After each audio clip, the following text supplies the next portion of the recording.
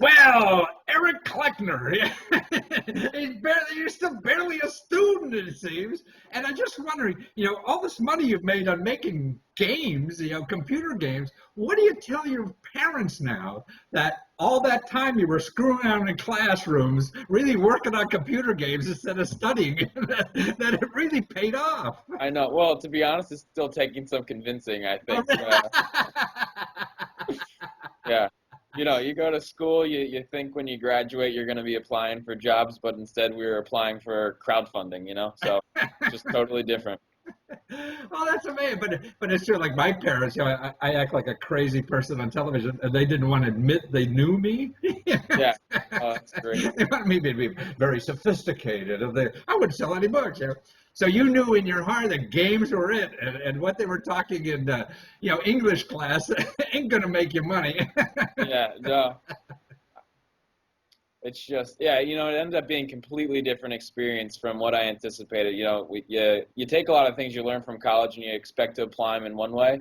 Then all of a sudden, a year out of school, you're making computer games and monsters come to life, and some of the stuff you learned is actually paying off too. So it's been a You wild raised ride. almost like $500,000 already, and you're barely a year out of college, right? Yeah.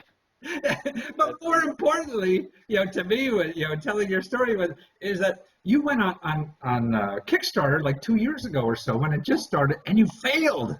Yeah, yeah. It was such an early stage for Kickstarter where we had to.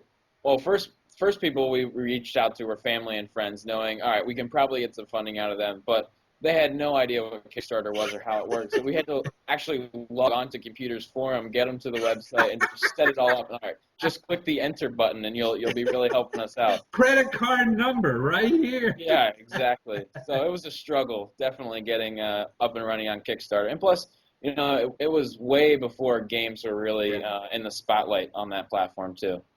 But you said you tried to raise, what was the figure you had in mind? Like 40? So yeah, we were raising $20,000. That was the idea. We thought that would be enough to get us up and running with the website, and we also had seen some of the early Kickstarter projects have success, and it just looked like a magical platform where you just see all the and then, gift cards. a month later you've got like $100,000 from contributors, and then we're just lining up at the door to drop money in your project's bank account. But it turns out it didn't work like that. I think we didn't have very good rewards for the money. We didn't do a very good job promoting it either. So we raised about $3,500, I think, out of that 20. So it was a pretty big failure, I would say. Yeah, but I mean, $3,500. Where else would you have gotten even $3,500? Well, the thing about Kickstarter though is you don't get your funding unless you reach the entire thing. Exactly. So we didn't get any of it. Right. But still, I think there was some demand, that what it would say. But you say, so you didn't get your 20, you only got 35, but what did Kickstarter bring instead? Yeah, well, the brilliant thing about Kickstarter at the time was not only were our parents trolling Kickstarter to help us try and give us, $20, there's also some angel and VC investors who are also looking for their next investment. And it was actually a great story. Christmas Eve, we got an email. It was from a VC in Germany who said, I found you guys on Kickstarter. I think this looks amazing. I showed it to my kids, and they're all excited about it. So they made sure I followed up. Yeah, that's the best part. Is as long as you get the kids hooked, then you're in. So yeah, that was perfect target audience for us, anyways. So yeah, Christmas Eve we get an email saying, I love this idea. I'd love to learn more about you guys and find out how it can make investment. And he signed it Father Christmas. And we had no idea if it was spam or junk. We did, we thought this could be some kind of virus. One of your buddies from the frat house. Yeah, exactly. No idea. So we responded hesitantly, and he was just like, no, that's my sense of humor. I thought it'd be great, introduction for myself. So actually, a few months later, we closed a deal for $200,000. Wow. Yeah, so 10 times what we were originally seeking on Kickstarter. It ended up being a true blessing in disguise there. Did you call your English teacher and tell him, I told you I didn't have to? Yeah, right. And you said that English was going to get me a job. Doing doodles in your class got me Yeah, this. exactly. With little did we know, we were working on securing some funding, drawing in our notebooks that entire time. It's funny too, actually. That was the whole, um, you That's the know, premise of your. that was the premise, the inspiration. Myself and my good friend Dave Chanel, we had a lot of classes together, and you sit through these hour-long Oh, PowerPoint presentations, and by the end of it, our notebooks are just covered in all these different doodles and monsters, and we're arguing at one point.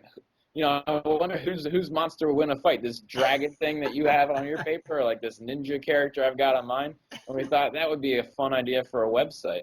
So it actually got started in the classroom. Yeah. wow. So English class was important. Yeah. Yeah. Exactly. Well, I mean, that's what's so great about America to me. I mean, you can still do stuff like this. And look, two kids, you're barely out of college, don't even know. And so now through failing on Kickstarter, you raised, almost $500,000 already. And you're also just did another one on the App Story, .com, which you're developing now. So to know about, and that's your Gaff Fighters, right? Yeah. Yep. Yeah. Graphiters is Graphite. the name for the And so project. graphfighters.com is where to keep track of what you're doing and when that will be out. And that's going to be a free app, right? Yeah, exactly. So we don't have a release date yet. We still have a few months of development left, but based on all the feedback we got from the web version that the original funding went towards, we got people lined up that are really excited. Also, the feedback you got from the Fat Cats kids are the best feedback. Yeah, well, it doesn't get any better than that. You're right. But I mean, it's a charming thing. I mean, you draw your own characters, right? Yeah. To fight the other characters, Yeah. I mean, that's this participation and your own and creativity and everything. So, well, you can't get better than that instead of Disney telling you what's important. Well, that's true. Well, that was kind of the idea behind it too. Is all these games you're sort of stuck with the characters that they give you. Yeah. But some of the most fun memories I have is just being a kid and just the best thing you could ever get was a pack of crayons and some paper, and you just scribble away for hours. So it's just about we just wanted to bring those drawings to life and figure out all kinds of different ways you could play with them. Well, also, isn't it true? I mean, like kids, I mean, you open up the pots and pans and they have more fun with that than. Yeah, exactly. It's like a symphony. You got a 30-piece orchestra right in your kitchen cabinets. Instead of spending $3,000 at the music store for this stuff they'll use once. Well, that's terrific. Now, how, so you have a partner in this, right? Two guys, you were two guys screwing off in class all the time, right? Yeah, exactly. Partner in crime. And your parents still don't believe you have a real job, right? Yeah, well, it's tough because they don't see anyone else's name on the paychecks coming in. They're just like, what? I don't understand. The internet gave you money. How does this work? I understand. I went through the same process. They didn't understand. Why do you have to act so crazy on television? Right. Yeah. And they didn't even admit I was their son. Yeah, like I was on Larry King all the time and everything. Hey, is that your boy on Larry King? Oh, they sort of a little embarrassed. Parents and even now myself as a parent, right? You have this perception of what your child should be. Most of it is what you never were. Well, okay, yeah, that's funny. Or you aspired to be and didn't do that, so you want your kid to do. And it's a whole new world. So that's what you're doing is going out, I think, with an open heart and open mind because you have no success behind you to tell you that there's some other way this should be done. Well, that's true. Yeah, it's the first venture out of college, so we really are learning. You don't know any different. You go, hey, this makes sense because that's all you see. And you do it. God damn, it worked. Yeah. Not the way you think it worked, but it worked. Yeah, well, we learned that early on with the Kickstarter when, we put it up and at the end we had a huge giant failure, and then you just stick at it a couple months later, it worked out better than you ever expected. And that's why I'm trying to do through these interviews and whatever is get people to do that, because if you're not encouraged to do something even to fail, you'll never find out what you should have done initially. You didn't have enough moxie or talent or connections to find some fat cat who's going to throw you $200,000. Yeah. No, you're absolutely right. So that would have never happened unless you were busting your ass doing something that doesn't work. And I think that's what life, even businesses I start, the first idea usually doesn't work, but it leads me to an idea I should have thought but wasn't smart enough. Right. It's sort of, I mean, you're an artist, a drawer. I mean, you have an idea for a character, right? And so you start, and that changes as soon as you start drawing it because you see something and that leads you to something else you never thought about. And I assume I'm not an artist. Yeah, no, you're right. It's just you start in one direction, Yeah. next thing you know, it looks completely different than where you So thought you were going. all of life to me is art. See, like you drawing characters or you starting a business because you just have an idea and you start that idea, then it develops into something else, and that's the real winner idea, but you can't think of it first. Yeah, Yeah, no, yeah, you're right. What we've seen so far too, and I think it's obvious. The more you go through the process, you understand. But whatever you think your idea is and the way to go about it, at the end of the day, you're not the one paying yeah. to play your game and giving First, yourself the funding. It really comes down to the target market, the yeah, investors, everyone else that absolutely. makes it what it is. Well, to me, what it also I equate it to after years of failure and stuff like that is like a love relationship too. I mean, it's a give and take. I mean, you have to understand what you're there to help someone else. Yeah. Yeah, So you have to understand their needs, not just your needs. You're here to help somebody else. Like loving is helping somebody else do something, not just you. But that's the pleasure. So in your work, it's really trying to understand the market and satisfy them. And you don't know because you only have your life. yeah, you're absolutely right. You have no idea Uh, what's going through the minds of the people on the other end until so if you were a young graduate getting out of school now, or what kind of advice you could give them? I would say just start building. Just whatever it is, whether it's a product, a service-based company, an app, or a website. I think the best thing you can just do is just start like right now. It's easier than ever to get funding for your project. Whether you need the funding or not is one case. You could start and make money from day one. Right. But yeah, what I've seen is things are just so much easier to start now than they were 5 or 10 years ago. So just get started. You got nothing to lose, and in our case, sometimes when you do lose, that's when the best moment is right around the corner. No, I think failure is the best thing that ever happened to me. That's the only time you learn. I've written 100 books, only 10 have done anything. I'm wrong 90% of the time. So I just plan for failure. It's a You lot know, easier. that's probably a good success rate, in the scheme of things. 1 out of How 10. many games start and never, it's Oh, thousands, exactly. So it's the same thing. So if you're not, if you plan for that, so what are you going to do when that doesn't happen? Instead of setting up your business so okay, for my first million, I'm going to do this. My second million, they're the kind of advice you get from people. Yeah, exactly. And that's a nice problem to have. What Yeah, they and have then, to do. it's one thing to plan for things, but it's another thing to actually, set out and start working on them.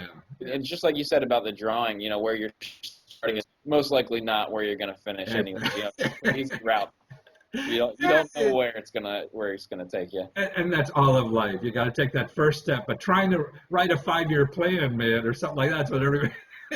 You know what? It probably takes a month or two to write a 5-year plan when you could be 2 months into development if you just started building right away. Exactly. It's stupid. Yeah. Yeah, Because it just whatever you need to get the first step done and then decide after that, right? yeah, exactly. Well, you're a delight. I hope Dave's as whimsical as you are to keep you in the game business, and don't let Oh these yeah, big fat cats get you, into big bureaucracy or something. You lose this enthusiasm, which makes your game fun, because it shows what's inside you, and that's the key. I think that's why, your heart is really smarter than your brain. yeah. Your heart doesn't overthink things. I don't think Exactly. it definitely does.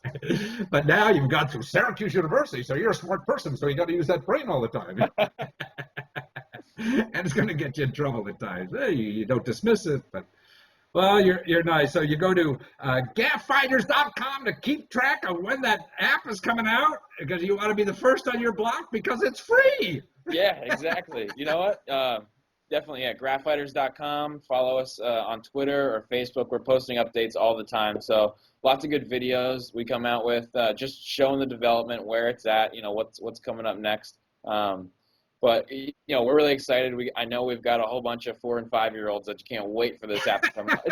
My Well, favorite part about parents it, too. It's a way to it's develop your kids. kids' creativity. Yeah, it's kids, it's parents, it's professional artists all playing together in the same place. It's so much fun to see that happen. Teachers, art teachers, everybody's got to do this. Yeah.